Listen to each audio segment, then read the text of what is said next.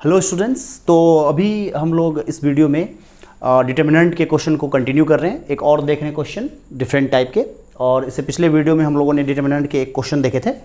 तो इस टाइम जो क्वेश्चन है ये सीबीएसई चैंपियन बुक का ही है और क्वेश्चन नंबर 35 है। तो देखते हैं क्वेश्चन क्या है। Using the properties of determinant prove that determinant R1 में है आपका a + b + 2c a b, फिर c b + c + 2ab and third row है c + a + 2b and equal to क्या प्रूव करना है 2 × a + b + c का whole cube.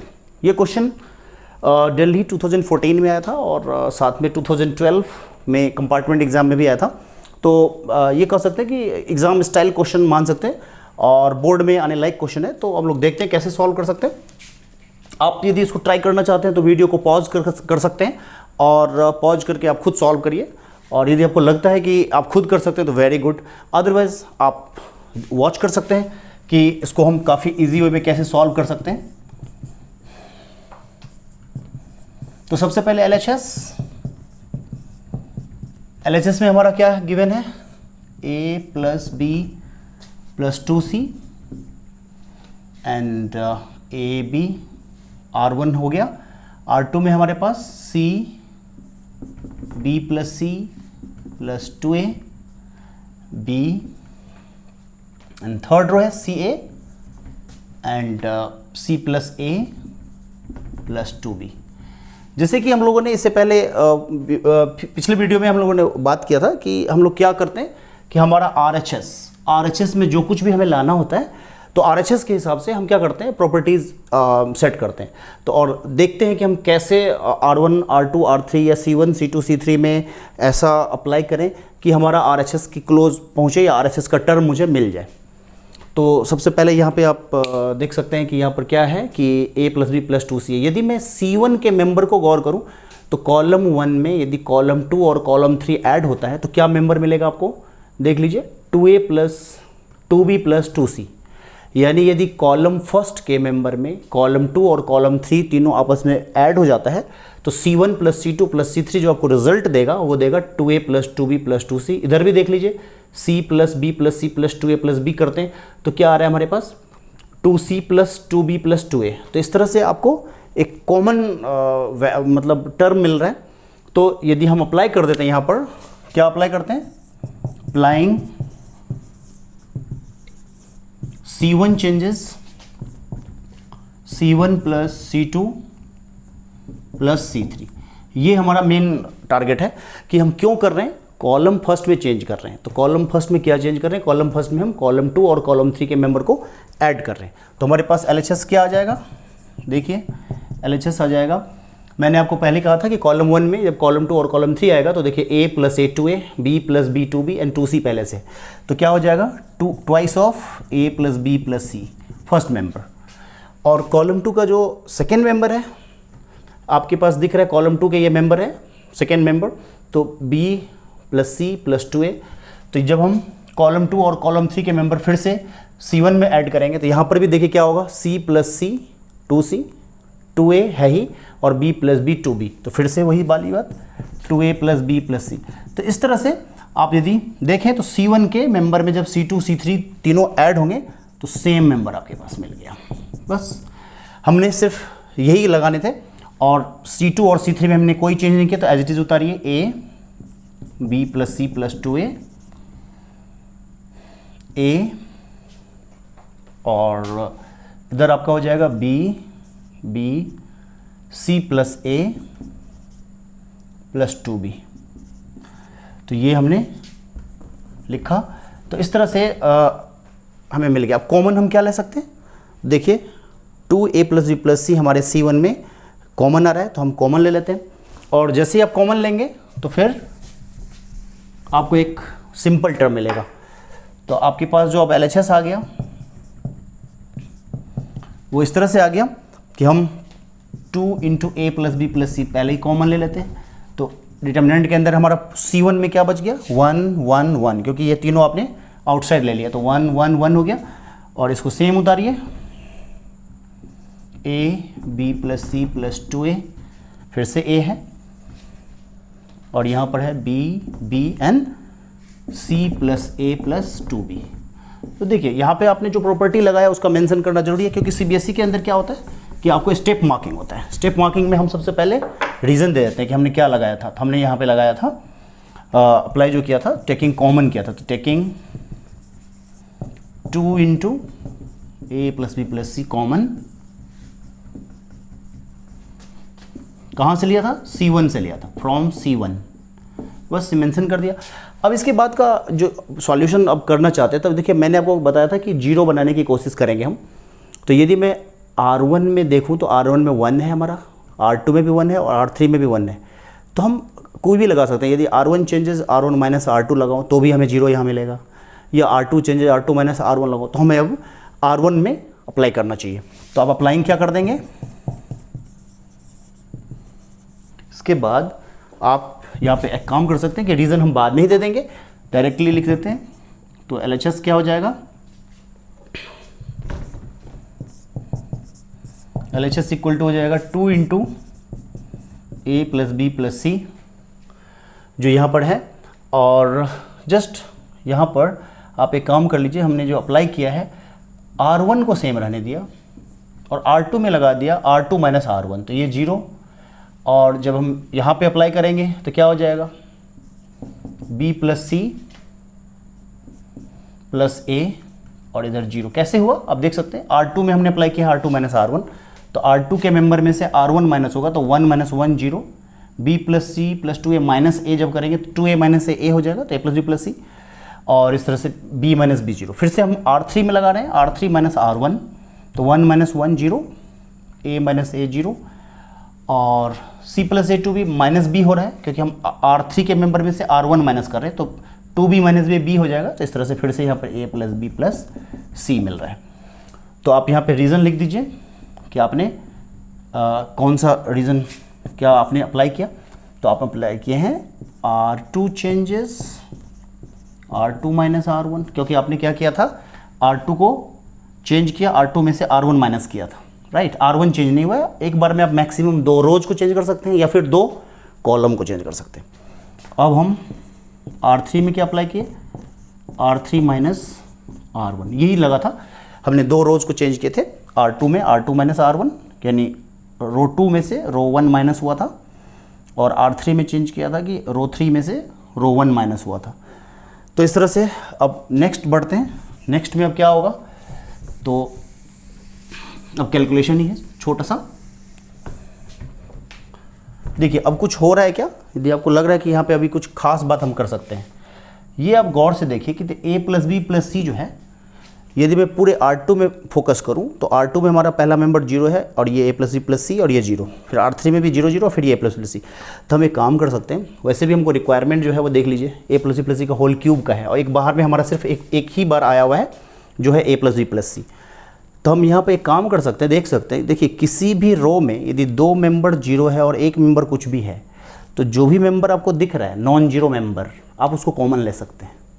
तो हम R2 में से a प्लस सी फिर से कॉमन ले सकते हैं और R3 में से फिर से एक बार a प्लस सी कॉमन ले सकते हैं, क्योंकि R2 में भी 2 बार जीरो है और R3 में भी 2 बार जीरो है। तो वही करेंगे। तो आप सबसे पहले लिख ही देते हैं, रीजन हम बाद में दे देंगे। तो यहाँ पे क्या हो जाएगा, तो हमारा LHS जो हो गया simple 2 into a plus b plus c का होल क्यूब हो गया। कैसे हो गया होल क्यूब, क्योंकि a प्लस बी पहले से था और एक बार यहाँ का a प्लस बी बाहर आया R2 में से, एक बार R3 में से, तो 2 बार आ गया, तो a प्लस बी का होल स्क्वायर आया बाहर, और एक बार हमारा पहले से है, तो a plus b plus c into a plus b plus c whole square equal to a plus b plus c whole cube. तो अब जो डिटर्मिनेंट बच गया वो उतारते हैं, 1ab, अब छोटा सा होगा क्योंकि आपको मैक्सिमम पार्ट बाहर आ चुका है, तो ये 0 और ये हमारा 1, क्योंकि आप a प्लस सी में से a प्लस सी जब कॉमन लेंगे तो 1 ही बचेगा, और 0 में से कोई भी चीज़ कॉमन नहीं, 0 ही रहेगा। फिर से यहाँ पे भी 0 0 और यहाँ पे 1।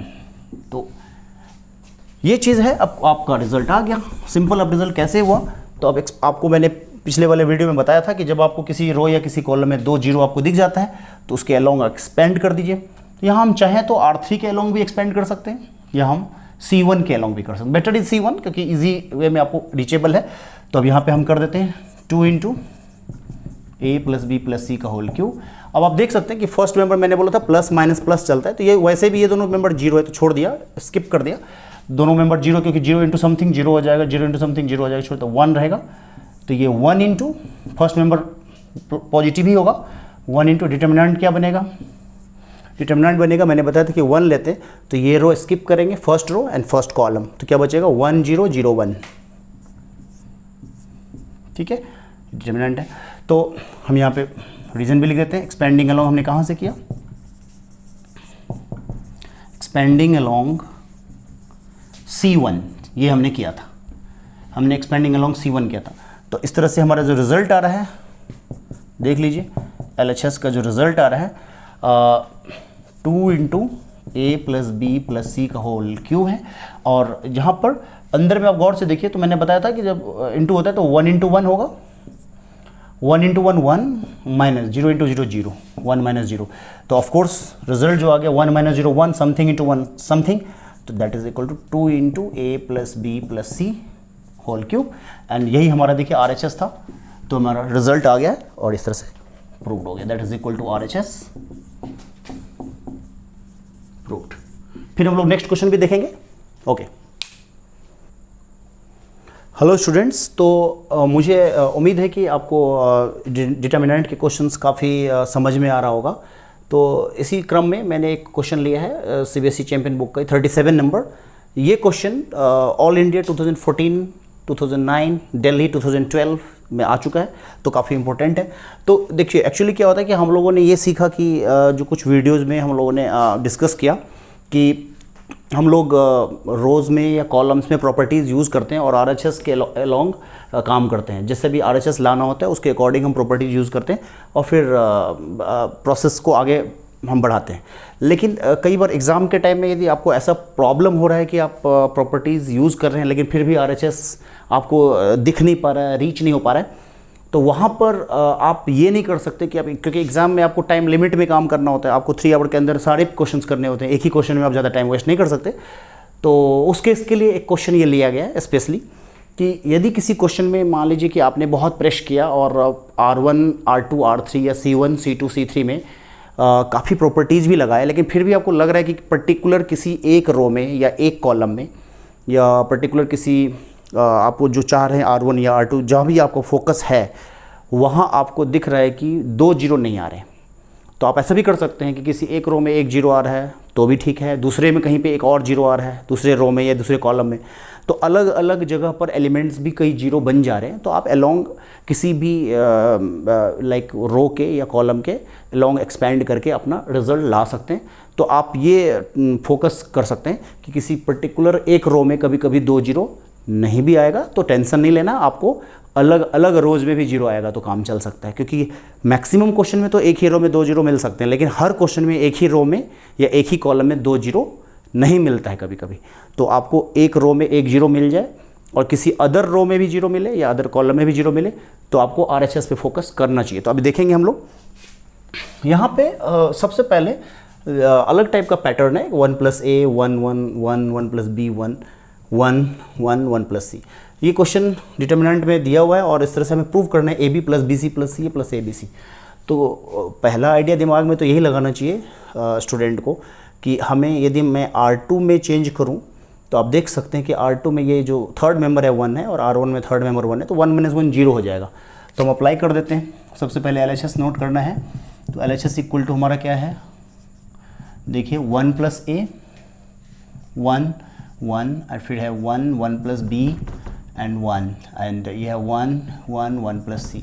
तो एक्चुअली क्या है कि यहाँ पे हम सबसे पहले यही फोकस करते हैं कि जीरो लाने का, तो यहाँ हम यही करने वाले हैं। देखिए R1 में हम कोई चेंज नहीं कर रहे हैं, हम R2 और R3 में करेंगे और हेल्प लेंगे R1 का। तो R1 को सेम उतारते हैं 1 + A 1 1। चेंज किस में कर रहे हैं, R2 में, तो R2 चेंजेस R2 - R1, तो क्या होगा R2 के रिस्पेक्टिव मेंबर्स को आप R1 के रिस्पेक्टिव मेंबर्स से माइनस कर देंगे।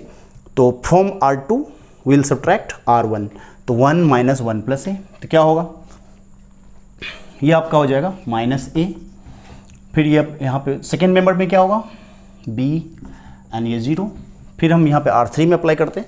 R3 में हमने क्या किया, R3 में क्या है, फिर से R3 changes, R3 minus R1, तो यहाँ पे भी सेम कहानी है, यहाँ माइनस ए और सेकेंड मेंबर 0 एंड इधर देख सकते हैं, तो ये हो जाएगा आपका C, क्योंकि 1 प्लस सी माइनस 1 करेंगे तो C बचेगा। तो अब यहाँ पर इसके बाद नेक्स्ट हमारा प्लानिंग होता है कि जो मैंने आपको बोला था वही होने वाला है यहाँ पर, कि आप देखिए कि ऐसा करने पर हुआ ये कि R2 का थर्ड मेंबर 0 हो गया, R3 का सेकेंड मेंबर 0 है, लेकिन इसके अलावा आप 0 ट्राई कर सकते हैं कि यदि 0 पॉसिबिलिटी है तो। देखिए आप यदि आप पुश करेंगे कि हम C2 में चेंजेस C2 माइनस C3, तो ये मेंबर 0 हो जाएगा, राइट, ये मेंबर 0 हो जाएगा, लेकिन ये मेंबर क्या हो जाएगा, माइनस C, क्योंकि जैसे ही 1 माइनस 1 करेंगे तो 0 होगा, b माइनस 0 करेंगे तो b हो जाएगा, और 0 माइनस c करेंगे तो ये माइनस c हो जाएगा। तो ऑफकोर्स ये 0 आपका चेंज हो रहा है, तो यानी आप चाहेंगे, आप यदि ट्राई करेंगे कि हम अदर मेंबर को 0 बना रहे हैं और अदर मेंबर आपको 0 मिल भी रहा है, लेकिन उसके बदले में दूसरा मेंबर जो 0 था वो भी आपका चेंज हो रहा है, ये माइनस c हो जा रहा है। यदि आप C2 माइनस C3 करते तो ये माइनस c हो जाएगा, तो इसीलिए अब आपको तीसरा मेंबर 0 दिख नहीं रहा है, तो हम एक्सपेंड कर सकते हैं। और किसके अलॉन्ग एक्सपेंड करेंगे, ईजी रहेगा, R3 के अलॉन्ग, क्योंकि R3 के अलॉन्ग में हमारा एक मेंबर 0 दिख रहा है। तो हम यहाँ पे वर्क करते हैं। रीज़न तो ज़रूर दे दीजिए कि आपने क्या लगाया था। तो आपने लगाया था यहाँ पर देख सकते हैं, हमने किया था R2 changes R2 minus R1, तो हमने यहाँ पे लिख दिया R2 changes R2 minus R1, और हमने R3 में भी चेंज किया था यही कि R3 माइनस R1, दोनों ही केस में R1 माइनस हुआ था from R2 and from R3। अब यहाँ पे जो नेक्स्ट है, तो LHS फाइनली हमारे यहाँ पे रिजल्ट क्या होगा कि अब हम एक्सपेंड कर रहे हैं किसके अलॉन्ग R3। तो देखिए पहला मेंबर माइनस ए है, माइनस से डिटर्मिनेंट क्या बनेगा उसको नोट कर दीजिए।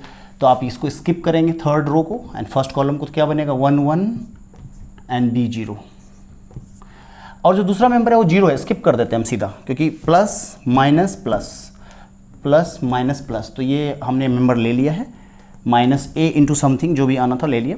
दूसरा मेंबर आएगा प्लस 0 इंटू समथिंग, तो 0 इंटू समथिंग 0 छोड़ दिया, और फिर आएगा प्लस माइनस फिर प्लस, तो प्लस सी इंटू डिटर्मिनेंट क्या बनेगा, तो सी वाले कॉलम को छोड़ दिया थर्ड, एंड थर्ड कॉलम को भी छोड़ दिया और थर्ड रो को भी छोड़ दिया, तो क्या बनेगा 1 plus a 1 minus a b. इसको आपने यहाँ पे रीज़न लिखना है कि हमने एक्सपैंड किया था, किसके अलॉन्ग किया था, एक्सपैंडिंग अलॉन्ग R3, ये लिखा। अब देखिए आगे यदि हम इसको सॉल्व करते तो क्या होगा, माइनस ए, जैसे कि हमने देखा था, तो 1 into 0 0 minus B plus c into, यहाँ पर भी क्या होगा दिस इंटू दिस, तो 1 प्लस ए को बी से आप इंटू करिए, क्या होगा तो बी प्लस ए बी, और माइनस दिस इंटू दिस, तो माइनस इंटू माइनस प्लस हो जाएगा ए, राइट।